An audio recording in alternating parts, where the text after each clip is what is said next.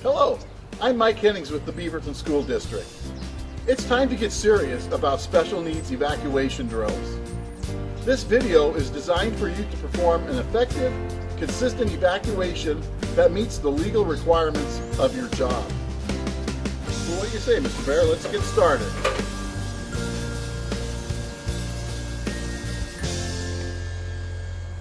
Hi, my name is Beth, and today we're going to go over special needs evacuation.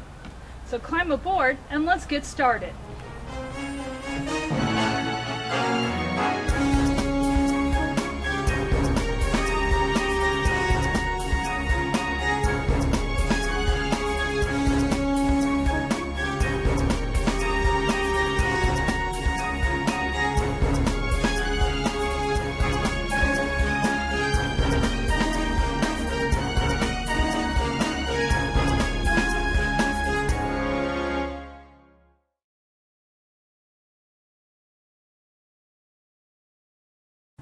If you determine it is necessary to evacuate the students, call dispatch first. Then, using simple commands, say the three following things. 1. We will be getting off the bus. 2. I will tell you when it is your turn. And 3.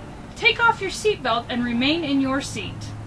Repeat these simple commands often, as some of the students tend to forget easily. Put the emergency help needed sign in the bus window. These signs are located in the emergency kit. The best place to hang this sign is towards the roadway. Decide which exit is the best.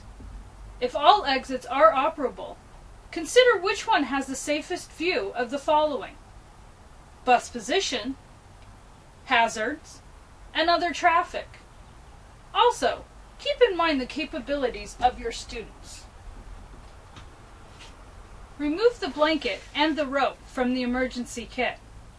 If people stop to help, instruct them to help students as they exit. Give positive and clear instructions. Emergency numbers are in the first aid box and the emergency kit. Remember, you are in charge.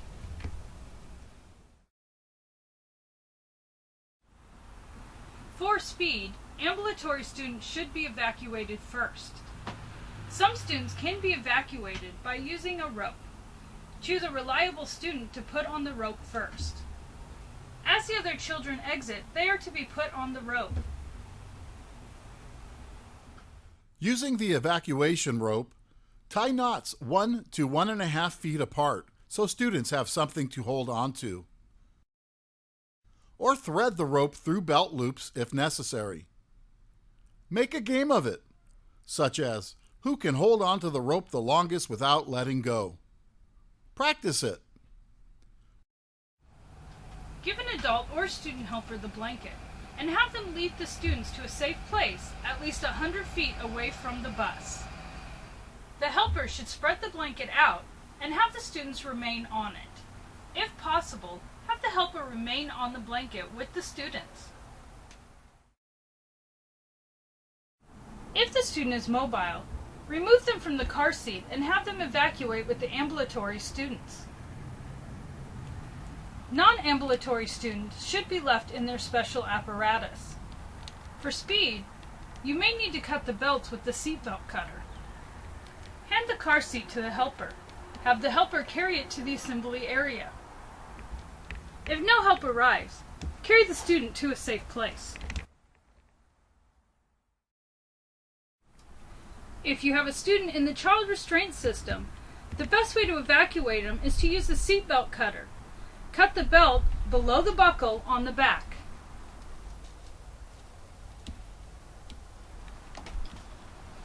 Then lift them straight out. CSRSs, Child Safety Restraint Systems, are not to be placed on school bus seats adjacent to emergency exits. Put students on the rope, take them to the assembly area, and instruct them to stay on the blanket. Lead or carry younger children if necessary. If it is not possible for you to take children to the assembly area, instruct your lead child to take them to specified area.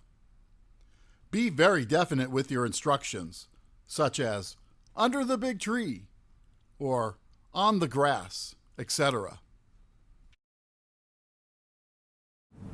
If possible, leave the student in their wheelchair. For speed, you may need to cut bus restraints with the seatbelt cutter. If the student needs to be removed from their wheelchair, remember to protect their head and legs. Roll the student to the best exit. Then, with the assistance of the helper, evacuate the student.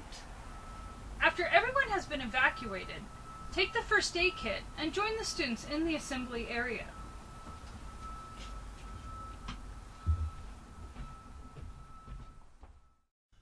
After evacuation, take first aid kit and join students in assembly area. Give first aid, taking care of most serious injuries first. Reassure the children and make them as comfortable as possible. Have you notified proper school authorities at the bus garage? Our goal is to train ourselves and our passengers to do the following. Avoid panic. Follow instructions. Get off the bus quickly. Develop an interest for the safety of others. Know how to operate all emergency doors and window releases. To have the students able to perform an evacuation without the driver's assistance. With special education buses, we may not be able to achieve our goal fully due to the physical limitations of some of the students. The driver is required to develop an evacuation plan for each school the route delivers to or picks up from. The plan should explicitly state how children, both in and out of CSRSs, should be evacuated from the school bus. The plan for each school must be placed in the route book in the same section as the route sheet for that plan. The driver must keep the plan up to date and current with student information. Some of the students may require assistance. These would be wheelchairs, car seats, or safety vests. The establishment of a written plan must also include the evacuating of any preschool-aged children and other passengers in CSRSs in the event of an emergency while being transported. You want to develop an evacuation plan to help assist anyone who may not know your students.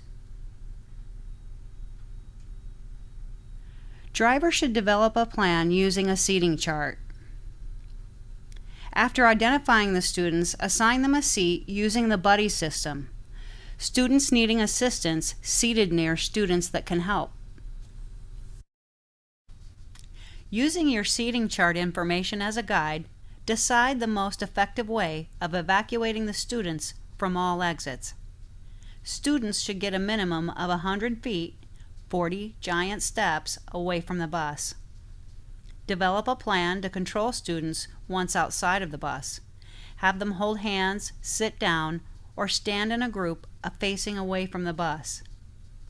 Make a brief explanation on the back of the seating chart for that particular route, AM and PM.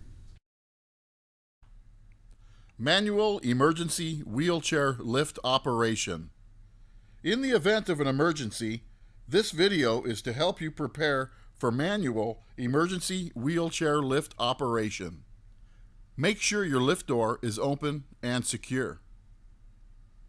Grab the hydraulic handle from behind the motor box. Turn the handle in the hydraulic release valve to the left so it shows in the green. This will move the lift forward slightly.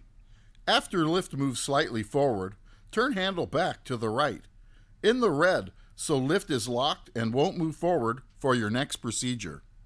Lift the yellow plate up and off the adjuster bolts so it can free the lift gate. You can use the hydraulic handle to help lift the plate. It's really not too hard to lift. Now the gate is ready to lower down. Make sure no one is in the danger zone area of the lift. Having a spotter would be ideal. Make sure the wire to your control is not in the way as it could get torn off. Use your handle to turn the hydraulic release to the green, turning ever so slightly so you have control of how fast it lowers. If you're unloading a student, lower deck to where you can load student onto lift and turn hydraulic release back to the right in the red locked position. Then load your student, turning the hydraulic to the left in the green, and slowly lower the deck to the ground. During this process, you will not be able to have a hand on the wheelchair because of having to use the handle to lower the deck. If you have more than one wheelchair student, put handle in hydraulic release to red, to the right so it's locked. Then pump lift up until lift is even with bus edge. If you have any questions, refer to the Manual Emergency Wheelchair Lift Operation Guide. Every special needs bus should have an emergency kit. This kit should be located near the driver's seat, most likely behind it. Be sure to check it at the beginning of every school year and every time you change a bus to make sure that all the equipment you need is in it. There should be an emergency reference card. This should have all the phone numbers of anybody you should call during an emergency, a body fluid cleanup instructions, and emergency evacuation procedures. You should probably read through this before an emergency. You may not have time during it. Make sure that you have the help needed sign to put in the window. Also, name tags. You probably want to put the names of all the kids on them at the beginning of the school year. That way they're ready to use in an emergency. There should also be extra gloves, Band-Aids, and wipes. Also, a CPR shield. There should also be a blanket for setting up the assembly area and a solar blanket in case somebody is going into shock. Also, make sure there is a bag for hazardous waste. The last item should be a rope. Make sure you practice with the kids before an emergency. That way they know what to do, and it also helps keep them calm.